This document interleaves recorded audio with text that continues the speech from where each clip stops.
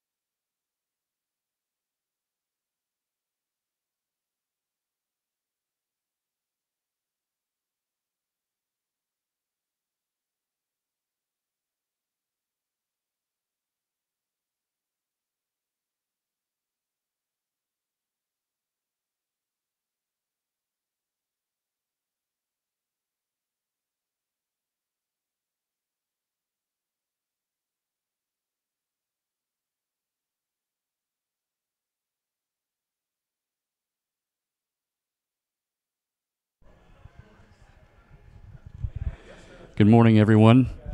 Just wanted to let you know we're going to hold for another 5 or 10 minutes or so, just because typical Southern California traffic, right? We have a handful of people still. We're kind of waiting to get here. So maybe another 5, 10 minutes and we'll get started.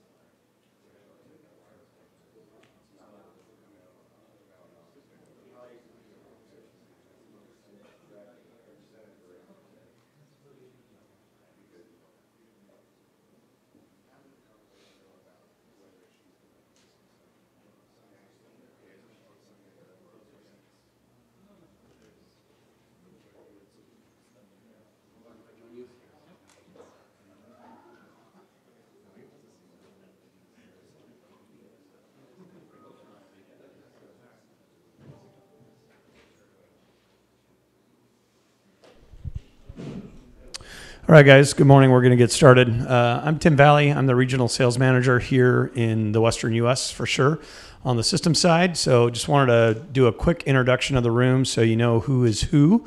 We have the audio gear team here who got this whole thing going. So thank you, Alan and team, for finding a great room and getting us moving here.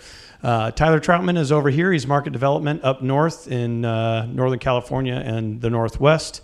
Chris Neiman is our local market development person. We have one Canadian out here. There he is, Ben Cook. We brought the Canadian down, so you guys are welcome. And I think that wraps it up. We also have ProTech, our reps out of the Southwest, who are joining us today. So thank you all for being here. I'm going to let Chris jump in and get going with the content. And feel free and ask questions anytime if you got them. So thanks, Chris. Awesome. You good? You don't need it?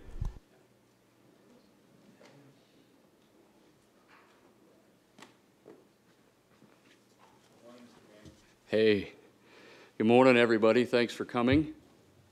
You might not know why you're here, I found out. No, I'm joking. Hopefully you all might have an idea why you're here. We are previewing and releasing a new product line and kind of retouching some old stuff here, but this is part of the Shure conferencing portfolio. And probably real quick, define what that means today. Conferencing turns out to be something a little different around the rest of the globe. A lot of us, when we say conferencing, we start thinking about maybe setting up a Zoom call or a Skype call or something like that. Around the rest of the globe, a conference is something that happens when you have a group of people that get together that need to have a conversation, and they need to be able to speak and be heard. So conferencing systems' primary reason, really, in the beginning is to improve intelligibility. Everybody gets a mic, everybody gets a speaker, and intelligibility increases in those meetings. Productivity goes up, hopefully all that good stuff in those metrics, which I don't seem to have. That would be a good sales point if we had that, right?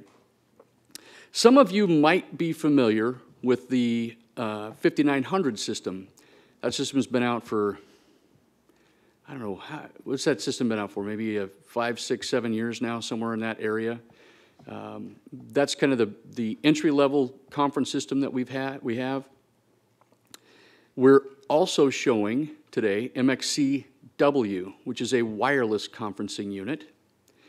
And then we'll go into MXC, which is a wired conferencing unit. That's our top of the line that offers all kinds of expandability and integration with third-party stuff, agenda management, voting, all these types of things if you need it. We'll then launch into the software side of things for MXC in the afternoon, and we'll end the day with interpreting a bid spec. We actually have a real bid spec that's out on the street. Actually, it's been awarded already. And so as we go along here, especially our reps, feel familiar with all the piece parts that we're talking about, because when we get to that bid spec and interpreting it, you're going to need to know which model numbers, as they describe what they're trying to do. We'll put our parts list together, and then we'll compare it with what the consultant thought was the right solution. Cool? A couple housekeeping things. I think if you're not aware, straight out across the hall, almost directly across, kind of catty corner, you go down that hallway is the restrooms in case you need it. There's plenty of coffee and bagels and stuff. Feel free to jump up and use the restroom as you need and whatnot. We're going to be here all day, and I'll make a point. If you feel the need to interject and talk, ask questions, this is the time. This is open forum. However, we need some structure to our meeting. And I need to be able to hear you. So push the button to speak. There's a button on all the conference units that has a little symbol that looks like a person talking. That's your speak button. And your microphone should illuminate red, meaning you're on the air, and we can have a conversation. Everybody can hear you. Okay? Including, one more point, we have a private YouTube stream. It's not a searchable channel or anything like that. We've got these cameras set up. Those things are going to this private YouTube stream. Later today, we'll actually show you more about the camera tracking system, but some of the folks at Shure want to see how this is all working and how we've integrated everything. So they're able to look at that stream. If for some reason you want to call it up, I can send you the link to the stream as well.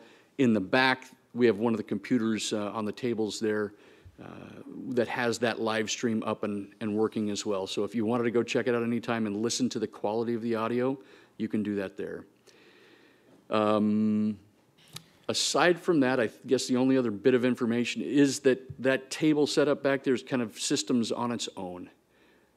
We can go over there, we can pull pieces and parts and look at it and get into detail. I ask you, try to resist the temptation to yank the mics out of these devices or pull cables out of the back. This is all a live system. We could let the smoke out if we do the right sequence of events here. So if you can, resist the temptation to try to pull all these units apart and dissect them while you're looking at them, okay? All right. So let's get on with it.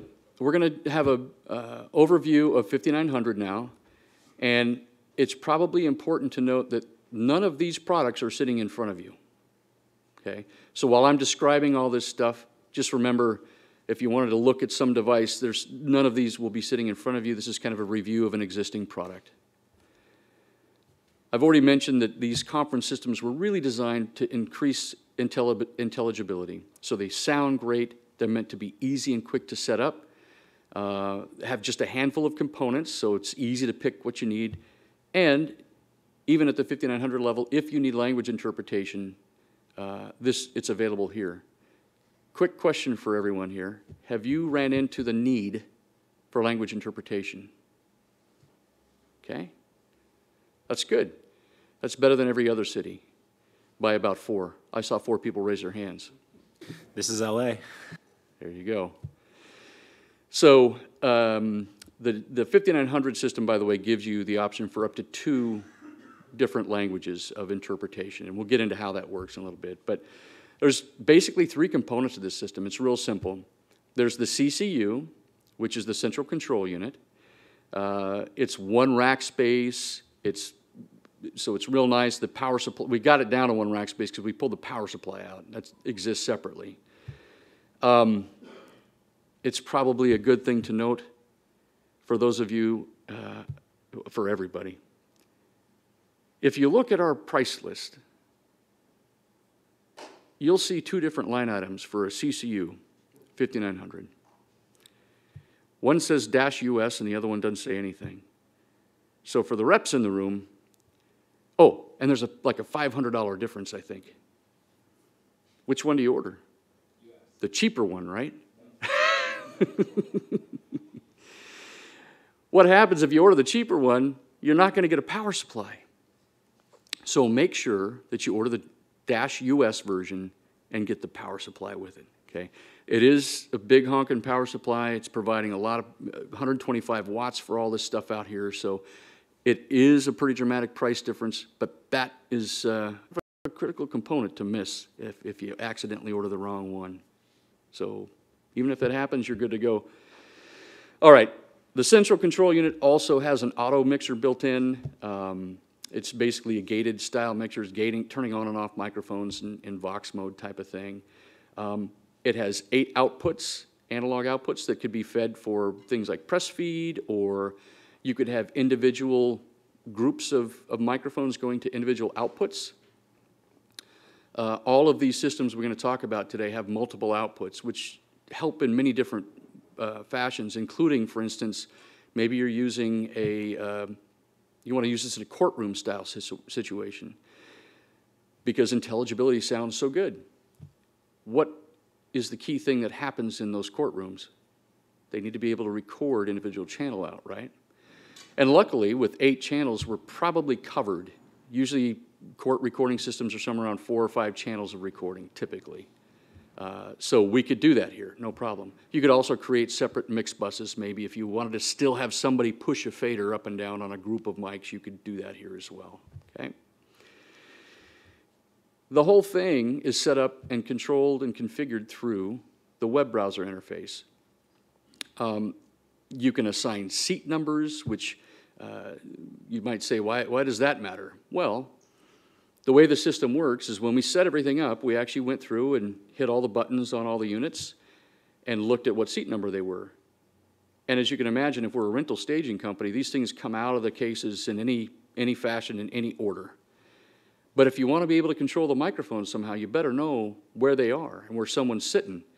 So you can easily go and look at the seat numbers where they landed and then renumber them so that you can have easier control. In fact, you can even name them. So if you wanted to have, you know,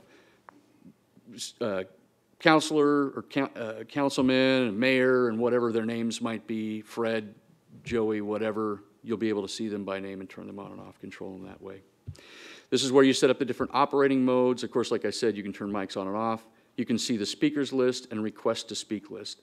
So this is all baked in. There's no extra software to buy. It's a web browser-based system right on board the CCU. Now, the conference unit itself, these are real nice, compact, and have a very elegant look to them. It has touch button technology. There's one speak request button with LED that lights red and green. It is you have a configurable button as well with an LED. There's a 3.5 millimeter jack with volume control. That's for assisted listening or language interpretation. There's a channel selection on there so that if you are doing language interpretation, you can change to that channel, whichever channel it would be that the interpretation's happening on. It does have a lockable XLR mic socket so that if this is being installed, you can lock the mic in so that when everyone runs around to pick up these units by the mic, because that's what this is, right? It's a handle. Just pick the, no. Anyway, you can lock it in place. Or if you are a rental staging company, you probably don't do that because you're setting up and you're striking very quickly. Integrated loudspeaker, there's 2 DCS LAN connections with auto terminations, which just means this is a daisy chain looping type of system, and the last one does not require any type of terminator to work. Here's some overlays that are available for this. The unit can be a chairman, an interpreter, a delegate with a speak and a mute button, or a delegate with just a speak button. But if you want to install the thing, flush mount, you can use the 5900F. So all the smarts, let me pick this right thing here. All the smarts now are in this guy that gets installed permanently, surface mount, which you can see here. And then its automatic configuration is a chairman or delegate according to whatever button overlay you put on it. So that's kind of a cool addition to that guy. And the button overlays and loudspeaker, everything is sold separately. So you kind of, it's almost like Legos, you build it as you see fit. For instance, the face plates, you can have one that's just a speech button. So I find this quite usable for like corporate, where you might have a larger space, conference space in a corporation where they all need to be able to hit their buttons and talk and have a conversation. But you don't need voting. You don't need language interpretation. You don't need all these other types of things. If you do the 5981F, that does add interpretation channels. So that becomes selectable. There's overlays for this as well. And then finally, the microphones. Basically any type of Shure microphone that you need, whether it's a dual flex or a single flex, short, long, whatever, they integrate with this product, as you should suspect, I hope. Now, also pictured there's a shotgun, and compared to the size of the other goosenecks, it looks about like a Remington 870 shotgun to me. I see some people laughing at that joke. Yeah, well, you guys use sawed-off shotguns, right? Yeah, there you go. So if you look around, you should see a shotgun mic, a mini shotgun at some of these units sitting around you. It can be ordered just like this. This is the, in this case, for 5900, it would be called the GM406MS. So 406 means 6 inches. The MS means mini shotgun, and that's compatible with the 5900 system.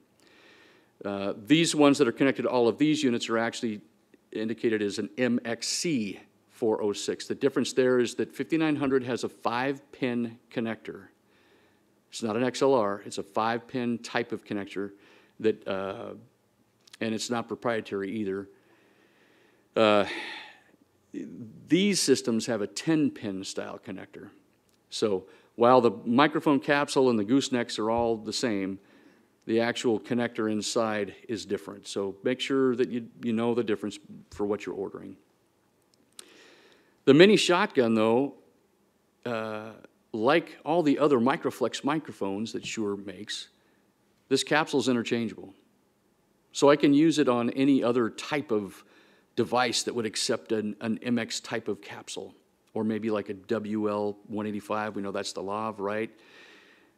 If I wanted to put a mini shotgun on my lav, I could use that. I could do that. You probably wouldn't want to. But why is that important? It's because you can buy just the capsule if you choose, and maybe do something like we've done over here where we've got a gooseneck on there and we've put the capsule on the end of it.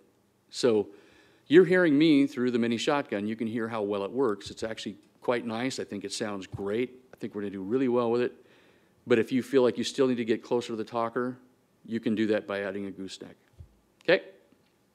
Any questions on the gooseneck? Yeah. Yep. So on the MX series, it looks like a 410 and a 415 or whatever in the middle. Mm-hmm. Is there an adapter specifically to go between that style and the style that we're looking at on the table? This is just a photo that we grabbed to make this slide complete. So you're asking about for the flush mount? Yeah, well, no, for the two mics that are shown here in the middle, if I was to unplug one of these mics, right? Go ahead. And you're saying all three of those are available for that system. My understanding is it has a different connector than the typical MXW, head unit that we're going to plug into for. Yeah, so the differentiation there is that if something starts with a part number GM, those parts relate specifically to 5900. Okay. So you would order a GM for whatever. And we'll talk about this when we get into the other products. If you're ordering for MXCW or MXC, which are the units in front of you, that is a MXC for whatever, for 06, for blah, blah, blah. Cool? Cool. And the pin out for the each, again, on the connector? I'm sorry, say it again? The pin out on the connector, or not the pin count? So, yeah, 5900 has a 5-pin connector, and it's not an XLR connector. Somebody else from Shure, help me out. Do we remember the name of that type of connector it is? There's a 5-pin and a 10-pin. You can pull the one out of the MXW sitting right next to you, and you can see it's a 10-pin. Got it. The one for 5900 looks exactly like that, but it's just missing 5 pins. Got it. Thank you. You might ask, why did you do that? Some of it is for RF immunity and resistance. A lot of it is for future expansion, for things that we want to do with these things. Have we mentioned why they're turning red when we're talking into them instead of green, like everything else in this country? No, but you've seemed to catch on. These can be switched. They can be switched to be green. We can make them go dark when they're turned on. But you have options to have this thing activate, show how it's activated. Everywhere else in the world, the standard is red means you're on the air, and off means you're off. But over the years here in the U.S., it seems that red means mute and green means go. So these can operate however you want them to. DCS LAN cables. This is really important. We do sell proprietary DCS LAN cables, and it's required for all of these systems that are wired, so 5900 and MXC. They are available in lots of different links, but you might say, well, what's up with that? Why? There's several reasons why. There's a lot of power draw down this thing. The gauge is a little different. We do give you the cable spec. It's not that we want to sell a bunch of cables. Problem is 99% of the calls that come in where they're having problems with a system, it's a cable termination issue. So you would think by now that we'd know how to terminate Cat5 cables shielded Cat5 cables, by the way. But don't be surprised if you have a system that's having trouble and you call system support and their first question is, are you using our cables? And if you say no, they're probably going to try to help you, but their next statement might be something like, let me ship you a bunch of cables, please, and replace them and see if that fixes the problem first. And again, it's like literally 99% of the time, that's the problem. It's not a hardware problem. It's really literally a termination issue. Now, we do give you the spec for the cable because you say, well, how do we install that thing? If it's pre-terminated, how do we install it? We'll give you the spec for the cable, but what we want you to do is terminate it to a female jack at that point, right? So all your field wire everywhere, if you terminate to a female, this is a punch-down style, typically, interface, and it's hard to screw that up. Install wires that way, then use our jumper patch cables from the wall in between units. Should be good to go. Cool? So from the I can't hear you. From the head unit, we need to run a home run cable that it's not something, it's an unknown length, it's got to go through conduit, all that. We pull our own shielded wire through. We terminate female on the dais side before grabbing the first LAN connection, and we go ahead and build a male on the other side. To No, that would also be a female. So our home run start is female to female with proper LAN cable on either side. Yeah. Cool. And thanks for that comment because I did say shielded, but that means everything is shielded.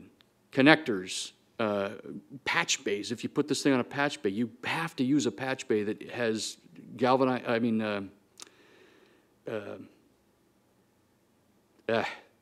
galvanic style connectors, so we carry that shield all the way through, okay? So that's another really important point. Any other questions on cabling? Yeah.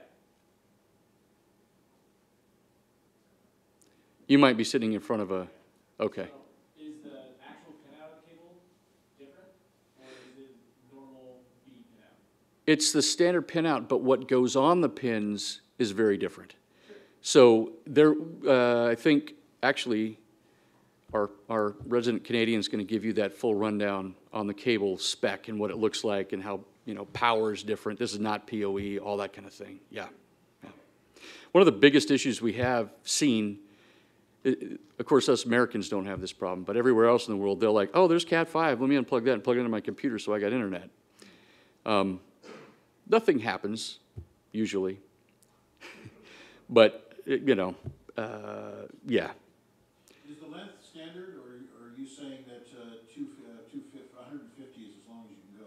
Can we, if we're going to use, can we go 3? So that's another great question. And we have a DCS LAN calculator that we're going to talk about a little bit later that allows you to actually place distances between your units and what type of units they are, because the answer to that question is two-part. Will the protocol itself make it far enough? And that is, yes, that's around 300 feet, the protocol itself. Will power make it that far is the next question, and that's all about how many units on it, what type of units they are on it, et cetera, et cetera. Is it possible to local power the unit? We have power inserters. So it's kind of like a PoE injector kind of thing. You would still use that on a chain. We'll get into all that later right after lunch, actually. Yeah, because I've just experienced the same thing with DN connectors on the Crestron. Once you reach that 300 feet, they say, yeah, it'll do it. But getting the power to go that far is another story. Yeah. Even with their PoE injector, which doesn't work. So Well, a lot of time local powering our transmitters for our projectors and screens. But the video will go, but extra on, but the control. right. So that's also why the gauge of these cables is actually bigger as well. Every single cable is tested. Every single cable is swept and individually packaged. So we have very tight control over these things. Don't expect the monoprice price when you go to order them.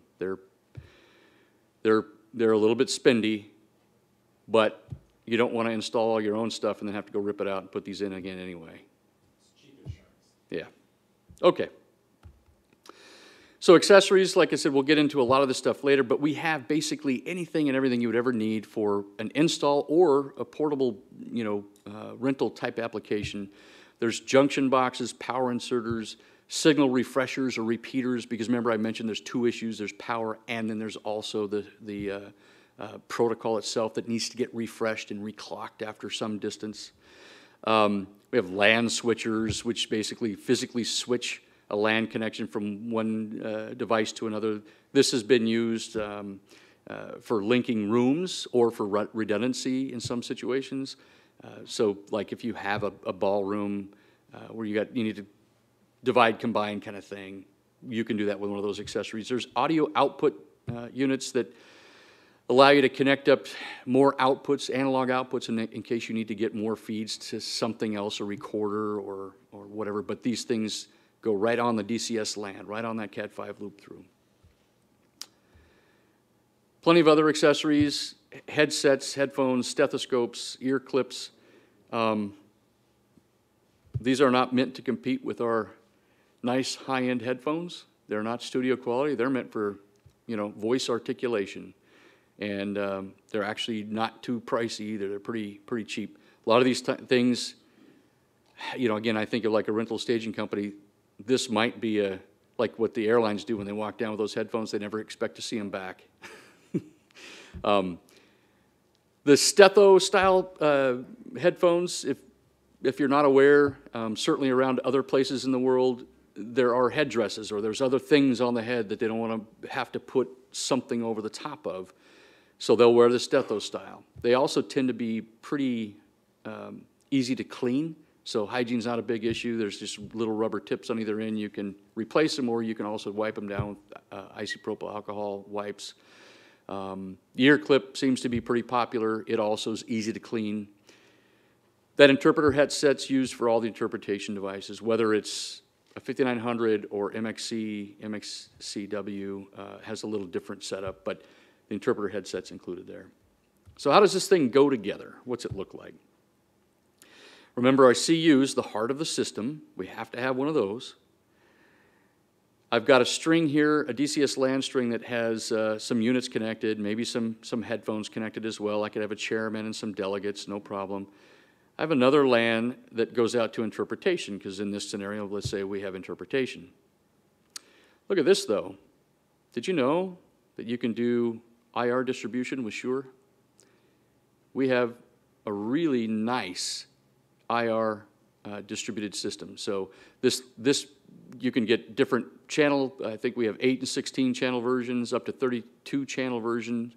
2 different IR emitters to choose from.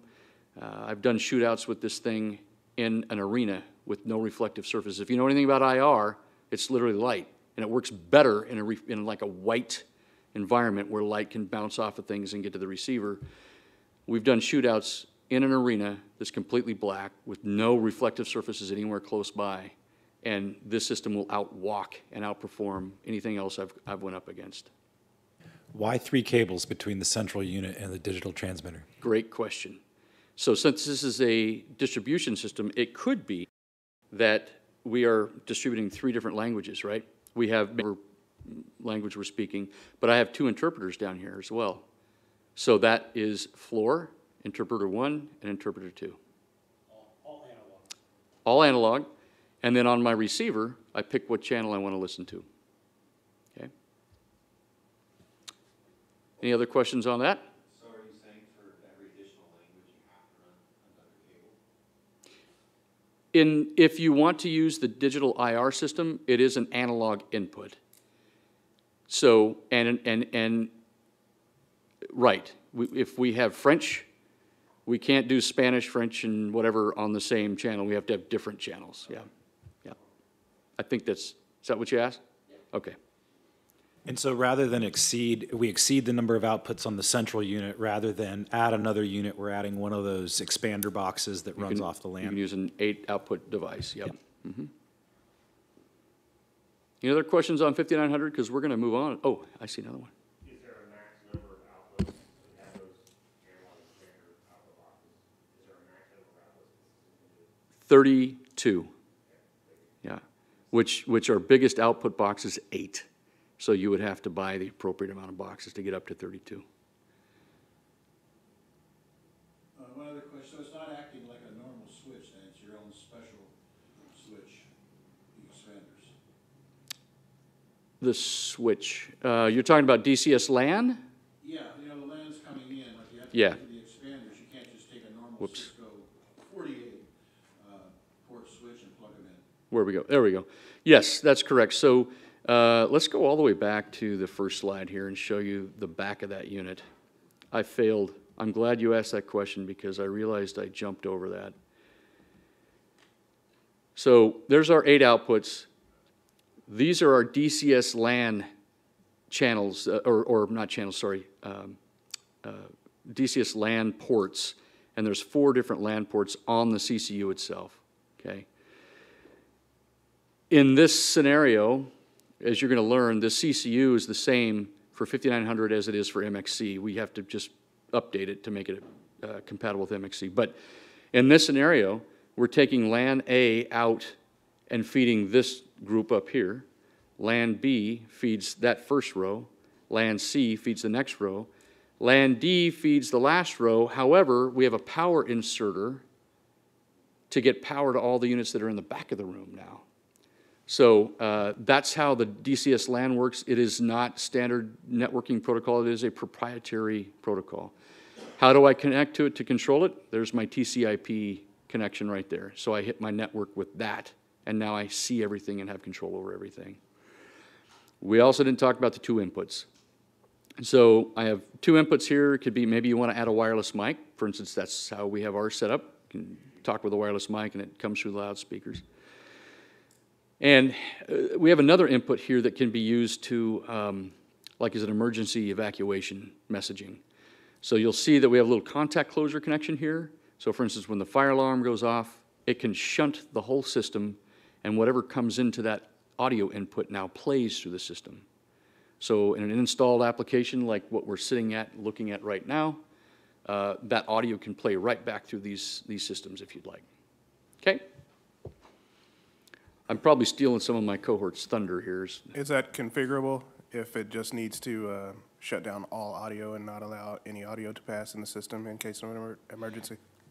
So you're saying how do I just make it stop working altogether, basically? Yeah. So if you don't connect anything to that audio input, and you just use the contact closure, it shunts all audio. But if there is something connected to that, let's say you're running a system with 2 wireless mics. No. It's kind of hardwire configured that you can run 2 wireless mics, but if you're using this input here, whenever that contact closure happens, it's just going to only turn on that one input and play through the system. Okay? All right, guys, so I think it's time for my cohort from the Bay Area. Ladies and gentlemen, Tyler Troutman's going to walk us through Microflex Wireless Complete. Okay? We're going to pass out some batteries real quick, but. Oh, yeah. Oh, yeah. You showed the setup GUI that for setting the system up and stuff. Is there something similar? It's a moderator page. Yeah, so 5900, and there's an admin page, and there's a chairperson page, and there's a speak list page, and they're all web browsers. But for instance, the chairman page only sees like who's talking, and he has the ability to turn on and off microphones right from the web GUI. What's cool about that is if you make it big screen, and we can show you how that works with our other devices around. But if you make that full screen in your web browser, it looks just like a control interface now. You put it on a touch screen, and they could touch, those, like the next speaker in line or whatever. The speak list page is kind of cool because I could take that then and project it somewhere. And so people can see who's talking or who's in the request to speak list, who's next up. Yeah? Okay. Is everybody getting a battery? All right.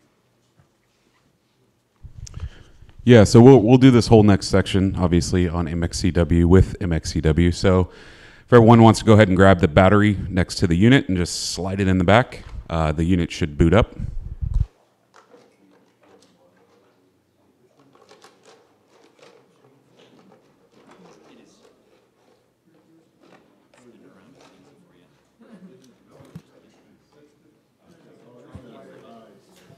Okay, yeah. You might notice that, oh, no.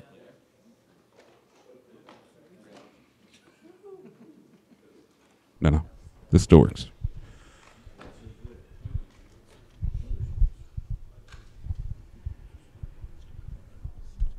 One, two, one, two.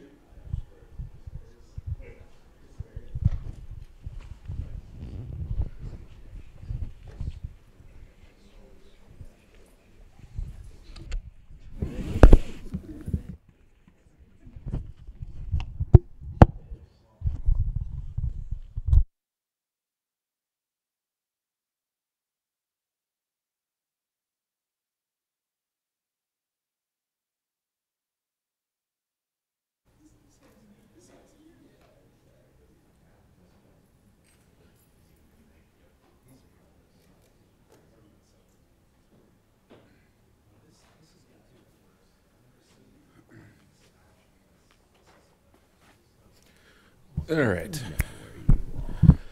Okay, so everybody got a battery in their MXCW unit, and it's all booted up and all good. So first thing to note, just as to kind of go over the experience that you just went through, the unit will boot up in whatever state it's left in. So if the unit was powered off and you put a battery in it, it'll stay powered off. But if the unit was actually powered on, you pull the battery and put a new battery in, it'll actually power back on its own. So that's kind of the behavior, and we can talk about that a little bit more, but just so you kind of understand how we started here. So MXCW is the response to the question we were constantly getting, which is, DIS is great, when can I ditch the wires? And so it's taken us quite a while, but we finally got there, and we finally got rid of the wires, and so now we have a pretty simple and robust system that we're pretty much showing you guys today. The really great things about MXW, and there's a long list, but to kind of hit some of the high points would be security, scalability, simple setup, self-managed RF, and we'll take a look at all of this. We'll actually do a deep dive into the APT interface, so you guys can kind of see how this works. Long run time on the delegate units, we're saying 11, but we're actually seeing over 12 hours on any of the full batteries out there. You can see the little battery meter on the right-hand side. And then just straight I/O, analog and both Dante I/O. And the big thing, anybody who's done a lot of DIS or done a lot of conferencing, there's a lot of parts and pieces, and that's where we kind of left with MXCW. We really wanted to simplify it. And so the parts and pieces you see behind me are the parts and pieces for the entire thing. It's pretty much split up into 4 things. You have the actual microphone, the delegate unit, kind of the base station, the APT, which is up here on the mic stand, and batteries and a charger. So really small footprint in terms of parts and pieces, so you don't have to be worried about, do I need a chairman unit here? Do I need a delegate unit there? This one unit will do multiple functions. So if we dig in to some of this, we can start with the APT that you guys can check out during the break. Off of that one APT, we can pair up to 125 of these delegate units. It operates in the 5 gigahertz band, also down in the 2.4, but most of this will kind of pretty much be staying up in the 5 gigahertz in the DFS channels. It's doing active interference detection and avoidance. When we came and we set all this stuff, all this gear came from Dallas. Showed up here, we plugged it in, we did no sort of coordination. We just let it do its thing. We didn't have to log into it, we didn't have to do a frequency. I did a coordination for the single ULXD receiver we have up there, but not for this and not for all of these delegate units, because it's going to manage all of that on its own in the background. I don't even need to worry about it. Has encryption wirelessly, so AES 128-bit encryption. So if that's any sort of concern, we can definitely support that. On the bottom of the unit, you can't see it here, but if you look at the back unit, there's a single XLR in and a single XLR XLR out to be able to support any sort of analog I/O that you guys want to plug into this. Once again, super simple, quick, fast setup. 10 channels of Dante inputs and outputs. So we are routing a whole bunch of stuff through this single APT to run both the wired side, the wireless side, and to feed our stream out is all being routed through that single APT up there. So a lot of Dante flexibility and I/O to kind of 10 in and 10 out, or 10 to flex between them? 10 in and 10 out. Okay. Yep. Use your W kit. Use your MXCW. Come on.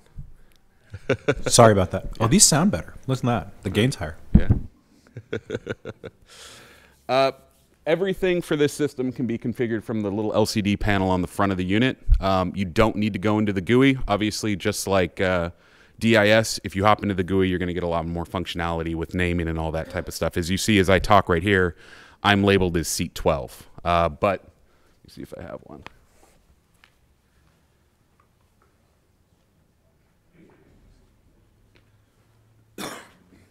Excuse me. Seat 15 just popped on. But I can slide my NFC card in, and it'll read me as Tyler Troutman, and now that should update on all your guys' panels that Tyler Troutman is talking. So all of this functionality can be, one quick item to note. If you have not already done so, touch the screen to make sure you technically log in, and then you'll be able to see the speaker list. Good call. So you can also do all this naming, not just with an NFC card, but through the web interface. You can actually log in and say, hey, seat 1 is Bob and seat 2 is Mary, and you can do all that sort of labeling. And then once again, getting back to the simplicity of the system, single category cable, PoE powered, up and quick, easy setup. So if we move over to the delegate unit, this is like the real power of this system. I assume you'll probably go over it, but how do we get those cards? Are we able to configure those ourselves, or do we have to order them from Shure? So we'll go over it a little bit more in MXC. We'll talk about it, but the quick answer is the NFC card, like writer, we could tell you which one to buy off Amazon, but the cards we'd really recommend you buying from us just because there's a lot of incompatibility out there with the cards. We've even ordered cards with the exact same model number from different manufacturers, and it just won't read or won't write. So Shure sells the cards, and we definitely recommend you buying the cards from us, but the readers is pretty generic. So, is there a volume control on the units for the speaker? Nope. Okay, we can set a global volume in the interface to bump that up or bump that down, but it's kind of a combined thing which creates that reinforcement. So the delegate unit, this is kind of the really cool part, which is this delegate unit can be one of multiple roles, and this is kind of the real power of the system. Instead of needing to look for different units or program it through software or anything, everything can be set up from the interface or locally from the unit, which is really cool. So touchscreen display, which will help with settings, agenda items, voting. We'll be able to see some voting today, which will be cool. And even text settings. So you don't even need to log in. So I think Ben was showing somebody a little earlier, but kind of a cool little feature on this panel, and everybody can do it, is if you're logged in and you hit the little gears tab on your touchscreen, and on each side of the delegate unit is a volume knob. If you press those volume knobs in and hit the right-hand side of the screen, you should drop into kind of a tech menu. And within that tech menu, pick how you want this unit to operate. You can pick what you want the left button to do. If you scroll over to the eye, we can see what type of firmware it's running. We can see what connected SSID and what access point it's off to, and then we can also power down the unit. So it's kind of a little separate hidden menu, but if you needed to change one of these units really quickly and you didn't want to run over and get into the software, you could just run over, log into the tech menu, and kind of get over to that. So built-in loudspeaker, obviously that's what you're hearing me through right now. The NFC card slot, which I've showed with my card, you can program the cards, slide them in, and you can pull names and titles and all that type of fun stuff. If 11 or 12 hours isn't going to cut it, and you might be worried that your battery might run out, or you just want to be on the safe side, there is a micro USB connector on the back of this unit, and you can plug that in with any Apple Charger, whatever it is, and that will keep the unit powered and also charge the battery. So if you're totally concerned that you might not have enough battery life throughout the day, you can always kind of hardwire it in and plug it in so it's just on all the time. There's another 3.5 millimeter connector on the back, and that's a TRRS, and we'll talk about that a little bit more later. But that allows us to have remote participants, so you can just plug this unit into a cell phone and bring in outside callers into your meeting. So that is a question. Will the battery have to be in it for that local power to work? Yes, it does. Yeah, the battery's got to be in the sled for that to work. And then for any sort of interpretation or dual delegate functionality, there's also two 3.5 millimeter jacks on either side for headphones, and those have individual volume knobs. Getting into the batteries and the charger, there's not much to say here. Our charger's really cool. We'll charge 10 batteries. It's network-based, so all this stuff can be monitored on the network. One of the really cool features is a storage mode that's on it. So if you're a rental house, or even if this system is in a room like this and it's installed, but you only use it maybe once a quarter, you can put all the batteries back into the charging bay, hit that storage mode button, and it'll let the batteries drain down to about 30% to kind of maintain the life of the lithium-ion batteries and kind of store them at a proper voltage. You have a question? Like you had a question. As far as the network portions of it, is the plan to put this into system on? I think the plan is to put everything into system on. Everything we have will go into system on. Yeah, I think in the big picture, the whole ecosystem, yeah, this will end up there. I couldn't tell you when, but yeah. So this can be obviously table mounted. You can just sit out just like this one up in the front. It can fit into a rack. It comes with rack ears, or it can be wall mounted. So all of that stuff's included with the charger. Yeah. The big thing, and you can see it up here, is if you want to charge batteries, you can get to 50% in an hour and a half and a full charge in 4 hours. So. The battery itself, 3-cell lithium-ion battery. It's the same stuff Tesla uses, except they have 1 million cells in their cars. We just have 3. We are conservative with this 11 hours. That's pretty much what we say, but we've definitely been seeing 12-plus hours with all of these. But 11 hours is kind of what we want to go with. Every single unit comes with a battery. So if you're ordering a 640 unit, it's coming with the battery. You don't need to order the battery separate.